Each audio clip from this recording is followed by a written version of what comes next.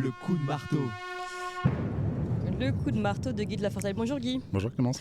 Et merci d'être avec nous ce matin en studio. Vous êtes notre chroniqueur financier, fondateur de la lettre d'information L'investisseur sans costume et cofondateur de Toxin. Alors tout de suite, vous nous parlez de quoi en fait ?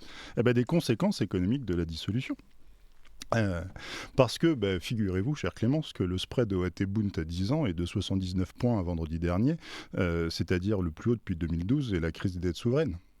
Oui. Vous voulez qu'on parle français peut-être ? Oui, exactement, ce serait bien. Enfin, en gros, on a compris que c'était inquiétant. Inquiétant, oui ou non. Le prix de la dette s'est envolé la semaine dernière. Effectivement, à la suite, non pas des élections européennes qui, elles, n'ont été aucune surprise, mais bien de la dissolution. Et donc, la dette, le taux de la dette française qu'on garde généralement, c'est le 10 ans. C'est effectivement à augmenter jusqu'à 3,2%. Ça s'est calmé assez vite.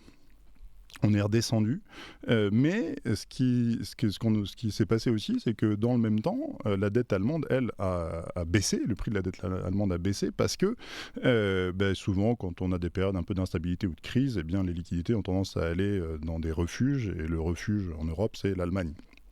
Et c'est comme ça qu'on se retrouve vendredi dernier, même si les taux français refluent, on a le fameux spread avec l'Allemagne, c'est-à-dire l'écart de taux, à quel taux la France s'endette par rapport au taux allemand, parce que c'est pas tant l'absolu qui compte que la comparaison avec le voisin allemand, qui lui est effectivement à son plus haut niveau depuis 2012.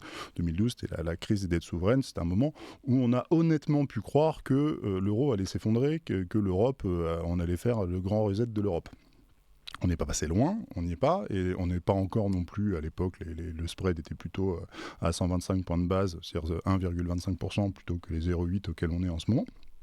Mais voilà, il y a quand même un petit truc qui se passe, et on peut se demander pourquoi.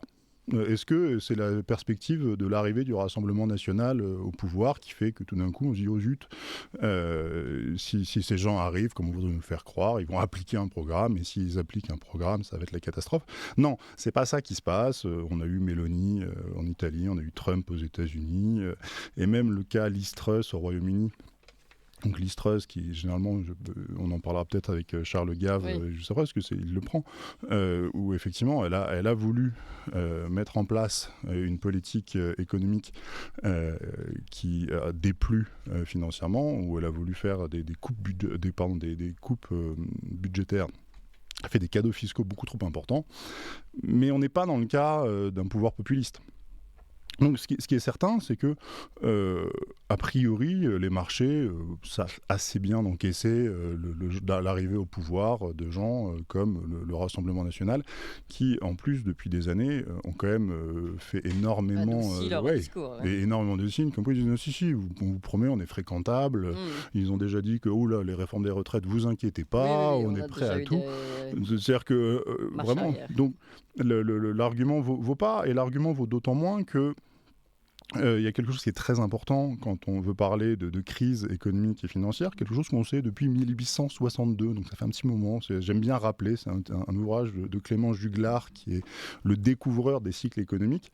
C'est que les crises ne sont pas causées par des changements de majorité politique, des mauvaises récoltes ou des guerres. Ça, c'est éventuellement des déclencheurs, mais le fond des crises, c'est le tarissement du crédit. Les crises arrivent quand vous n'avez plus de crédit. Et le crédit, il ne va pas dépendre du Rassemblement national, il dépend de la Banque de France. Il dépend de la dette. Il dépend de la dette, il dépend des banques commerciales, est-ce qu'elles font crédit ou pas. Et ces banques commerciales, elles-mêmes vont faire crédit selon la politique générale de la BCE. Oui, mais la BCE réagit par rapport à la dette de chaque pays. Non, la BCE, elle n'est pas censée faire ça, la BCE. La BCE, elle est censée réagir par rapport à l'inflation. Et donc, si la BCE faisait son travail, ça ferait très longtemps qu'on aurait des taux beaucoup plus hauts que ce qui sont de nos jours, et qu'on serait dans un état qui n'a rien à voir avec celui dans lequel on est aujourd'hui. Donc, éventuellement, ce qu'on peut se dire, c'est que, puisque c'est le problème, c'est que les crises arrivent quand on arrête de faire crédit, et généralement, dans les économies dans lesquelles on est, c'est les premiers gens qui regardent, comme vous dites, c'est est-ce qu'on fait encore crédit à l'État ? Et effectivement, on peut se dire, tiens, les banques vont pas vouloir faire crédit au Rassemblement national. Ça pourrait être une sanction politique d'un manquement économique, mais qui existe depuis longtemps. Mais seulement on veut sanctionner cette politique-là en particulier. Ça, voilà, voilà, c'est le truc qui circule beaucoup en ce moment, c'est de dire, voilà, c'est un peu on refile le mistigris, c'est-à-dire qu'on sait très très bien que la Macronie a fait absolument n'importe quoi financièrement depuis qu'ils sont au pouvoir, mais à un niveau stellaire. Et que on parle justement de la différence de taux avec l'Allemagne. Oui, elle vient d'exploser à la hausse, mais elle était déjà en train d'augmenter radicalement et qu'on était sur une pente ascendante forte depuis la fin du Covid. Donc on fait n'importe quoi, c'est un fait. Donc éventuellement on pourrait se dire, Macron refile le mistigris pour pas avoir à assumer son héritage et son bilan et dire c'est ça. Mais c'est même... malin. C'est une question qu'on va poser à Charles Gave, d'ailleurs. C'est une question qu'on va poser à Charles Gave, bien évidemment. Moi, je suis même pas sûr. Moi, je vois le mal partout. Et que, à la limite, si c'était ce qui se passait, si on arrêtait de faire crédit à la France, c'est peut-être ce qui pourrait, au fond, nous arriver de mieux, parce que quand on vous fait plus crédit, le seul moyen que vous avez de vous en sortir, c'est de travailler plus. Oui, mais les Français, si vous leur dites ça... si travailler plus, c'est général. Ça, on fait toujours cette erreur de dire travailler plus, c'est de travailler plus longtemps. Non, c'est d'être plus nombreux à travailler. Mais ça, si on était plus nombreux à travailler en France, je dis pas travailler plus, simplement que d'être plus nombreux, on pourrait régler beaucoup de problèmes. Sauf que pour être plus nombreux à travailler, bien évidemment, il faut pouvoir donner du travail à tout le monde. Et pour pouvoir donner du travail à tout le monde, il faut contrôler... surcharger les entreprises aussi. Il faut surcharger les entreprises, mais surtout, il faut commencer par arrêter de mettre les entreprises en concurrence avec des pays qui n'ont pas du tout les mêmes normes. Ça fait reprendre tout depuis la base, parce que c'est-à-dire arrêter les... Ça fait remettre des frontières. Oui, c'est ça. Arrêter de surcharger en normes et en charges les entreprises. Enfin, voilà, donc moi, c'est un truc au fond, c'est-à-dire que... On reviendrait à un système sain, vous voulez dire ? Donc au fond, moi, je veux dire, si jamais on nous coupait l'accès au crédit, moi, je suis pas contre, en fait. Ça fait mal pendant des années, on est d'accord. Mais on a besoin d'en passer par là. On a besoin de redécouvrir que à la place du crédit, c'est quoi ? C'est le travail, et que le travail, c'est bien. Encore une fois, pas le travail à s'exténuer, pas le travail, mais du travail non seulement d'être plus nombreux à travailler, mais surtout d'être plus nombreux à faire du travail utile. Parce que on va pas revenir sur les bullshit jobs et tout le nombre d'emplois qu'on a créés depuis des années pour faire comme si... Enfin, dans les... bien sûr. Tertiaires. Mais à mon avis, on est dans une situation beaucoup plus vicieuse que ça. Ah. Là, c'était que l'introduction, là. En fait, c'était l'apéro. C'était l'apéro, le plat de résistance, Charles Gave. C'est pas pour rien que je vous parle des conséquences économiques de la dissolution. J'ai repiqué ce titre à deux géants. Je devrais pas faire des choses comme ça, mais c'est peut-être certains auront reconnu les conséquences économiques de la paix, qui est l'ouvrage qui aura fait découvrir John Maynard Keynes à l'époque, et qui aura été suivi quelques mois après par les conséquences politiques de la paix par Jacques Bainville, que je suggère à tout le monde de lire et relire. C'est très court, les conséquences économiques de la paix de Bainville, et c'est fabuleux comme petit livre.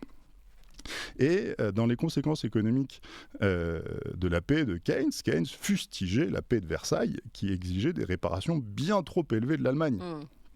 Et il se trouve que Keynes a eu complètement tort, car il n'avait pas pris en compte une donnée essentielle, c'est que les États-Unis, après 1919, ont déversé des liquidités immenses en Allemagne, à la suite de JP Morgan Jr. qui a orchestré tout ça, et qui a aussi orchestré les plans d'étalement des réparations, les fameux plans Dawes et les plans Young. Tout ça, c'est piloté par Morgan. Et ils n'ont pas fait ça parce que... Oui. Non. Ils ont fait ça dans une logique extrêmement simple, qui était de reformer de très grands monopoles en Allemagne, les grands conglomérats allemands, et ces grands monopoles, évidemment, très lucratifs, et qui repayaient extrêmement bien tous les crédits faits à l'Allemagne par les États-Unis. Et moi, je crois qu'au fond, c'est un peu cette séquence-là dans laquelle on est, et que les États-Unis veulent à nouveau, en Europe, donc après ces fameux plans, cette fameuse implication américaine en Allemagne, et même après, d'une certaine manière, le plan Marshall après la Deuxième Guerre mondiale, à nouveau, on est dans cette situation où les États-Unis veulent tirer de grandes liquidités de l'Europe en la mettant sous coupe réglée allemande. Ça, c'est ce que je crois. Il y a quelques instants, je crois qu'on a parlé, Guilain Benessa, je crois, qui disait que Emmanuel Macron avait fait... avait préparé sa dissolution avec Bruno Roger Petit, un petit cercle très restreint de gens. Peut-être qu'on a oublié quelqu'un dans ce cercle très restreint. Malheureusement, on ne pourra jamais savoir de manière complètement sûre. Mais il y avait quelqu'un qui était à Paris la semaine dernière. C'est mon grand ami Larry Fink. Je vois Charles Gaff qui arrive à côté de nous, qui va rire. Que je parle de Larry Fink qui était à Paris juste avant les projets de dissolution d'Emmanuel Macron, et que peut-être, et que à mon avis ces choses-là ne se font pas sans quand même un assentiment du parrain américain. Eh bien, on va parler de ce parrain américain à Charles Gaff.